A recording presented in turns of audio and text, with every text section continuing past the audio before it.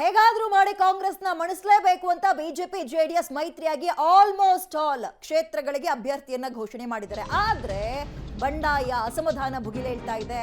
ದೋಸ್ತಿಗಳಿಂದ ಸದ್ಯ ಯುದ್ಧಕಾಲಿ ಶಸ್ತ್ರಾಭ್ಯಾಸಕ್ಕೆ ಮುಂದಾಗ್ತಾ ಇದ್ದು ಮೈತ್ರಿ ಮ್ಯಾನೇಜ್ ಮಾಡೋಕೆ ಸಮನ್ವಯ ಸಮಿತಿಯ ರಚನೆ ಕಸರತ್ತಿಗೆ ಮುಂದಾಗ್ತಾ ಇದ್ದಾರೆ. ಕಾರ್ಯಕರ್ತರ ನಡುವೆ ಸಮನ್ವಯತೆ ತರೋಕೆ ಕ್ಷೇತ್ರಕ್ಕಿಬ್ರು ದೋಸ್ತಿ ನಾಯಕರನ್ನ ನೇಮಕ ಮಾಡ್ತಾರಂತೆ. ಯುದ್ಧ ಸಂದರ್ಭದಲ್ಲಿ ಈ ರೀತಿಯ ಸಮನ್ವಯ ಸಮಿತಿ ವರ್ಕೌಟ್ ಆಗತ್ತಾ? ಮಂಡ್ಯ ಹಾಸನದಲ್ಲಿ ಕಾರ್ಯಕರ್ತರು ವೈಮನಸ್ಸು ಮರೆತು ಒಂದಾಗಿ ಆ ಅಭ್ಯರ್ಥಿಗೆ ಯಾರನ್ನ ಅನೌನ್ಸ್ ಮಾಡಿದ್ದಾರೆ ಅವರಿಗೆ ಸಪೋರ್ಟ್ ಮಾಡ್ತಾರ, ಬೇಷರತ್ತು ಸಪೋರ್ಟ್ ಮಾಡ್ತಾರ, ಜೆಲ್ ಆಗ್ತಾರ ಕಾರ್ಯಕರ್ತರು? ನಿಜಕ್ಕೂ ಇದೇ ಸದ್ಯದ ಪ್ರಶ್ನೆ. ಹಾಗಾಗಿ ಎಲೆಕ್ಷನ್ ಇನ್ನೇನು ಹತ್ರ ಬಂತು, ಈಗ ಈ ಸಮನ್ವಯ ಸಮಿತಿಯ ರಚನೆಯ ಕಸರತ್ತಿಗೆ ಮುಂದಾಗ್ತಾ ಇದ್ದಾರೆ. ಇದರ ಎಫೆಕ್ಟ್ ಅಥವಾ ಇದರ ರಿಸಲ್ಟ್ ಎಷ್ಟರ ಮಟ್ಟಿಗೆ ಅವ್ರಿಗೆ ಪಾಸಿಟಿವ್ ಆಗಿ ಸಿಗುತ್ತೋ ಗೊತ್ತಿಲ್ಲ. ತಮ್ಮ ಪ್ರಯತ್ನವನ್ನೆಲ್ಲ ಮಾಡ್ಬಿಡೋಣ. ಕಾರ್ಯಕರ್ತರು ಒಂದಾಗ್ಬಿಟ್ರೆ ಅಭ್ಯರ್ಥಿ ಗೆದ್ದಂಗೆ. ಆದ್ರೆ ಕಾರ್ಯಕರ್ತರನ್ನ ಒಂದಾಗ್ಸೋಕೆ ಮಾಡಬೇಕಾಗಿರೋ ಪ್ರಯತ್ನದಲ್ಲಿ ಈಗ ಮೊದಲನೇ ಹೆಜ್ಜೆಯನ್ನ ಇಡ್ತಾ ಇದ್ದಾರೆ. ಸಮನ್ವಯ ಸಮಿತಿ ಅಂತಂದ್ರೆ ಎರಡೂ ಪಕ್ಷದಿಂದ ಒಬ್ಬೊಬ್ಬ ಸದಸ್ಯರನ್ನ ಸೇರಿಸಿ ಒಂದೊಂದು ಕ್ಷೇತ್ರಕ್ಕೆ ಅವರನ್ನ ಸಮನ್ವಯ ಸಮಿತಿ ಸದಸ್ಯರನ್ನಾಗಿ ಮಾಡಿ ಆ ಕ್ಷೇತ್ರದಲ್ಲಿರ್ತಕ್ಕಂಥ ಸಮಸ್ಯೆಗಳು ಬಿಜೆಪಿ ಮತ್ತು JDSನ ಕಾರ್ಯಕರ್ತರ ನಡುವೆ ಸಮಸ್ಯೆಗಳಿದ್ರೆ ಬಗೆಹರಿಸಬೇಕು ಅನ್ನೋ ಕಾರಣಕ್ಕೋಸ್ಕರ. ಬಟ್ ಇದು ಒಳ್ಳೆ ಐಡಿಯಾ, ಆದ್ರೆ ತುಂಬ ಲೇಟ್ ಆಯಿತು. ಮೊದಲೇ ಮಾಡ್ಕೋಬೇಕಾಗಿತ್ತು ಈ ಕೆಲಸವನ್ನು. ಅಂದರೆ ಅಟ್ಲೀಸ್ಟ್ ಯಾವಾಗ ಇವರ ಮೈತ್ರಿ ಅಧಿಕೃತವಾಯಿತು ಆಗಲೇ ಮಾಡ್ಕೋಬೇಕಾಗಿತ್ತು. 28 ಲೋಕಸಭಾ ಕ್ಷೇತ್ರಗಳಿಗೂ ತಲಾ 2 ಸದಸ್ಯರ ಸಮನ್ವಯ ಸಮಿತಿ ರಚನೆ ಮಾಡ್ತಾರಂತೆ. ಓಕೆ, ಮಾಡಲಿ. BJP ಅಸಹಕಾರಕ್ಕೆ HDK ಅವರು ಬೇಸರ ವ್ಯಕ್ತಪಡಿಸಿದ್ರಲ್ಲ ಹಾಸ್ಪಿಟ್ಲ್ಗೆ ಹೋಗೋಕ್ಕೂ ಮೊದಲು. ಹಾಗಾಗಿ ಈಗ ಸಮನ್ವಯ ಸಮಿತಿ ಸರ್ಕಸ್ಸನ್ನು ಮಾಡ್ತಾ ಇದ್ದಾರೆ. ತಳಹಂತದಲ್ಲಿ ಉಭಯ ಪಕ್ಷಗಳ ಸ್ಥಳೀಯ ಮುಖಂಡರು ಮತ್ತು ಕಾರ್ಯಕರ್ತರನ್ನು ಜೋಡಿಸ್ಕೊಂಡು ಇವರು ಕೆಲಸ ಮಾಡಬೇಕು. ಈ ಸಮನ್ವಯ ಸಮಿತಿಯವರು ಬೂತ್ ಮಟ್ಟದಿಂದ ಜಂಟಿ ಪ್ರಚಾರ ಮಾಡೋದು, ಜಂಟಿ ಪ್ರವಾಸದ ಉದ್ದೇಶವನ್ನು ಜನರಿಗೆ ತಿಳಿಸೋದು. ಕೋಲಾರ, ಚಿಕ್ಕಬಳ್ಳಾಪುರ, ಬೆಂಗಳೂರು ಗ್ರಾಮಾಂತರ, ಮಂಡ್ಯ, ಹಾಸನ, ಮೈಸೂರು, ಶಿವಮೊಗ್ಗ, ಕಲಬುರಗಿ, ತುಮಕೂರು, ಚಾಮರಾಜನಗರ ಇಲ್ಲೆಲ್ಲ JDSಗೆ ಸ್ವಲ್ಪ ಬಲ ಇದೆ. ಹಾಗಾಗಿ ಈ ಕ್ಷೇತ್ರಗಳನ್ನು ಕಾನ್ಸಂಟ್ರೇಟ್ ಮಾಡೋಣ. ಈ ಕ್ಷೇತ್ರಗಳಲ್ಲಿ ಸಮನ್ವಯ ಸಮಿತಿ ರಚಿಸುವ ಅನಿವಾರ್ಯತೆ ಇದೆ. ಮೈತ್ರಿಯಲ್ಲಿ ಸಮಸ್ಯೆಗಳೆದುರಾದರೆ ಸಮಾಲೋಚನೆ, ಹಿರಿಯರ ಗಮನಕ್ಕೆ ತಂದು ಪರಿಹರಿಸುವ ಜವಾಬ್ದಾರಿ. ಹಾಸನ, ಮಂಡ್ಯ ಕ್ಷೇತ್ರಗಳಲ್ಲಿ ಎರಡೂ ಪಕ್ಷಗಳ ಕಾರ್ಯಕರ್ತರು ಒಂದಾಗ್ತಾರಾ ಅನ್ನೋದೇ ಡೌಟ್. ಅದಕ್ಕೆ ನೀವೇನು ಮಾಡಬೇಕು ಅಂತಂದರೆ ದೊಡ್ಡ ಮಟ್ಟದಲ್ಲಿ ನಾಯಕರೇನಿದ್ದಾರೆ ಅವರನ್ನು ಒಂದು ವೇದಿಕೆ ಕರ್ಕೊಂಬನ್ನಿ.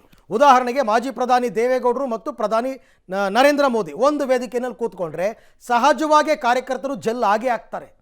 ಕುಮಾರಸ್ವಾಮಿ, ಅಮಿತ್ ಶಾ ಒಟ್ಟಿಗೆ ಒಂದೇ ಓಪನ್ ವೆಹಿಕಲ್ನಲ್ಲಿ ಪ್ರಚಾರಕ್ಕೆ ಹೋದರೆ ಹೇಗಿರುತ್ತೆ?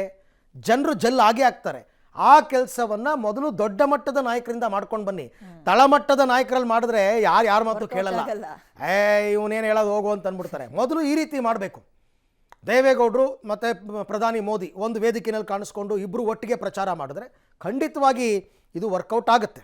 ಎಸ್, ಈ ಬಗ್ಗೆ ಮತ್ತಷ್ಟು ಮಾಹಿತಿ ನನ್ನ ಕೊಲೀಗ್ ಮಸೂದ್ ಅವರಿಂದ ಪಡಿತಾ ಹೋಗೋಣ. ಎಸ್ ಮಸೂದ್, ಐಡಿಯಾ ಏನೋ ಚೆನ್ನಾಗಿದೆ ಸಮನ್ವಯ ಸಮಿತಿ ಅಂತ, ಮೊದಲೇ ಮಾಡಬೇಕಾಗಿತ್ತು. ಬಟ್ ಇದು ಎಷ್ಟರ ಮಟ್ಟಿಗೆ ವರ್ಕೌಟ್ ಆಗುತ್ತೆ, ಸಾಧ್ಯ ಇದೆಯಾ ತಳಮಟ್ಟದಲ್ಲಿ ಕಾರ್ಯಕರ್ತರು ಒಂದಾಗೋದಕ್ಕೆ ಇದರಿಂದ ಅಂತ?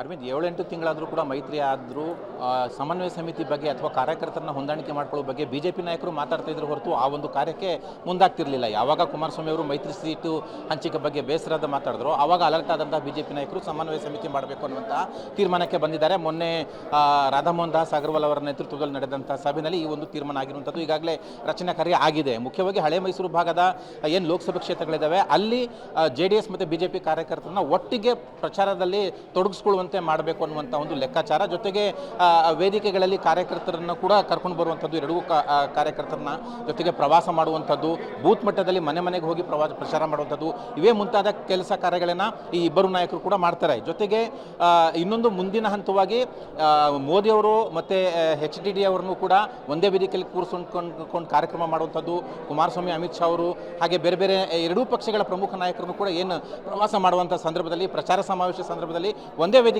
ಕರ್ಕೊಂಡು ಬರೋ ಮೂಲಕ ಕಾರ್ಯಕರ್ತರಲ್ಲಿ ಒಂದು ರೀತಿಯಲ್ಲಿ ಬಾಂಧವ್ಯ ಮೂಡಿಸುವಂಥ ಕೆಲಸಕ್ಕೂ ಕೂಡ ಈ ಸಮನ್ವಯ ಸಮಿತಿ ಮುಂದಾಗ್ತಾ ಇದೆ. ಪ್ಲಾನ್ಗಳನ್ನು ಕೂಡ ರಾಜ್ಯ ನಾಯಕರಿಗೆ ಕೊಡ್ತಾ ಇದೆ. ಜೊತೆಗೆ ಏನಿಲ್ಲ ಸಮಸ್ಯೆಗಳಿವೆ ತಳಮಟ್ಟದಲ್ಲಿ ಅದನ್ನು ಕೂಡ ರಾಜ್ಯ ನಾಯಕರ ಗಮನಕ್ಕೆ ತಂದು ಪರಿಹರಿಸುವ ಕೆಲಸಕ್ಕೆ ಮುಂದಾಗ್ತಾ ಇದೆ. ಸವಾಲಿರುವಂಥದ್ದು ಮಂಡ್ಯ ಮತ್ತು ಹಾಸನದಲ್ಲಿ ಈ ಒಂದು ಸಮನ್ವಯ ಸಮಿತಿಗಳ ಕೆಲಸ ಕಾರ್ಯ ವರ್ಕೌಟ್ ಸಕ್ಸಸ್ ಆಗುತ್ತಾ ಅನ್ನುವಂಥದ್ದು ದೊಡ್ಡ ಸವಾಲಲ್ಲಿ. ಈಗಾಗಲೇ ಪ್ರೀತಮ್ ಗೌಡ್ ಅವರಲ್ಲಿ ಒಂದು ರೀತಿಯಲ್ಲಿ ಅಸಮಾಧಾನಗೊಂಡಿದ್ದಾರೆ. ಮಂಡ್ಯದಲ್ಲೂ ಕೂಡ ಸ್ಥಳೀಯ BJP ನಾಯಕರುಗಳು, ಸ್ಥಳೀಯ ಕಾರ್ಯಕರ್ತರು ಬೆಂಬಲ ಕೊಡ್ತಾ ಇಲ್ಲ. ಹಾಗಾಗಿ ಅಲ್ಲಿ ಬ್ಯಾಲೆನ್ಸ್ ಮಾಡೋದು ಬಹಳ ಕಷ್ಟ ಇದೆ. ಅದು ಹೊರತಾಗಿ ಬಾಕಿ ಬಹುತೇಕ ಕ್ಷೇತ್ರಗಳಲ್ಲಿ ಸಮನ್ವಯ ಸಮಿತಿ ಕೆಲಸ ಮಾಡ್ತಾ ಇದೆ. ಆದರೆ ಎಷ್ಟು ಮಟ್ಟಿಗೆ ವರ್ಕೌಟ್ ಆಗುತ್ತೆ ಅನ್ನುವಂಥದ್ದು ಕಾದು ನೋಡಬೇಕಾಗಿದೆ. ಅರವಿಂದ್, ಓಕೆ, ಥ್ಯಾಂಕ್ ಯು ತಮ್ಮ ಡೀಟೇಲ್ಸ್ಗೆ.